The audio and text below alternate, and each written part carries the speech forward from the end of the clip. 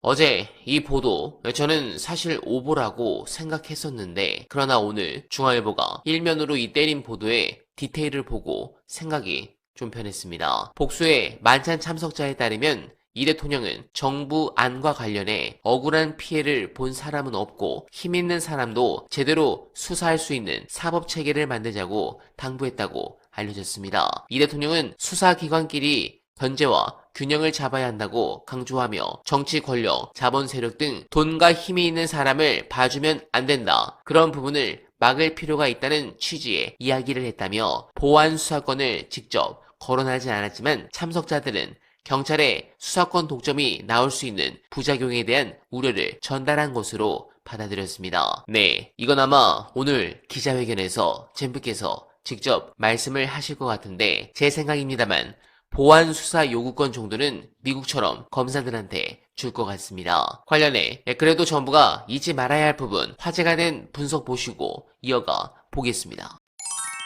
결국에는 그 메시지 내용이 중요한 게 국회에서 논의해서 법안에 반영하라고 지시를 한 거잖아요. 국회에서 만약에 뭐 보안수사권이든 수사사법권이든 야 이거 안 되라고 해서 폐지를 해서 그 법안을 수정을 하면 그걸 반영하라. 정부안에 반영하라는 게 이제 대통령의 지시로 나왔기 때문에 맞습니다. 그대로 하면 되겠죠. 근데 막 고차원적으로 생각해 봤을 때도 대통령이 이제 정말로 불가역적인 검찰 개혁을 해야겠다고 생각을 했고 검사들이 주도한 이 안에 대해서 그냥 놔뒀을 가능성도 없지 않다는 생각도 들어요. 그냥 일단 그렇게 발표해. 그럼 뻔히 예상이 되잖아요. 네. 이게. 근데 이 상황에서 그렇다면 지금 검사들이 짠 이 입법 예고안, 뭐 수사사법권이나 보안수사권 입지가 굉장히 줄어들 수밖에 없잖아요. 엄청난 지금 국민 여론과 비토가 있잖아요. 그거를 만약에 그냥 대통령이 눌러서 했을 때랑 여론이 비등해져서 봐라 여론이 이렇잖아.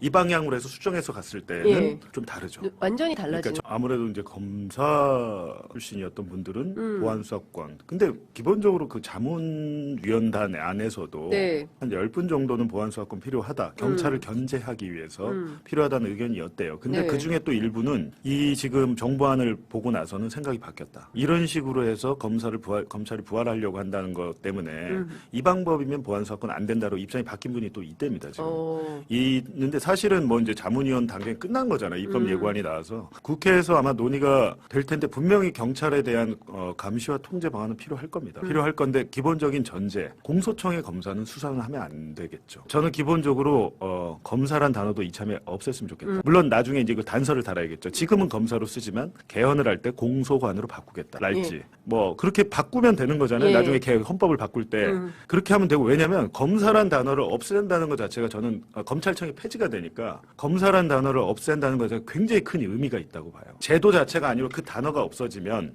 우리가 저는 이제 뭐 국문과 출신이기도 해서 언어가 의식과 무의식을 지배한다고 생각을 하거든요. 근데 그 단어를 계속 쓰다 보면 우리 무의식 안에도 야 그래도 검사란 이미지도 있고 이런 것들이 있잖아요. 근데 검사란 단어 자체가 없어지는 게 검찰 개혁이 정말 전폭적으로 검찰 해체가 이루어졌다는 하나의 증거처럼 될 수 있을 것 같아요. 그쵸. 역사적인 증거. 야 이재명 정권 때 그때 검사 없어졌잖아. 공소청에 공소관 있고. 네, 공감합니다. 그래도 사실 전 이재명 정부를 걱정하지 않습니다. 무지성이라고 얘기할 수 있지만 일단 지켜보자라는 생각입니다. 그래서 결론은 이재명 정부에 대한 비판보다는 이번 민주정부의 과제를 이해하고 경과를 살피고 향후를 예측하는데 노력하려 합니다. 저 역시 어느 한 건에 대해 단편적으로 보지 않고 늘 제대로 파악해서 경솔하지 않게 행동하기 위해 노력할 것을 여러분들께 약속드리며 어나면은 오늘도 최선을 다하겠습니다. 여러분 고맙습니다.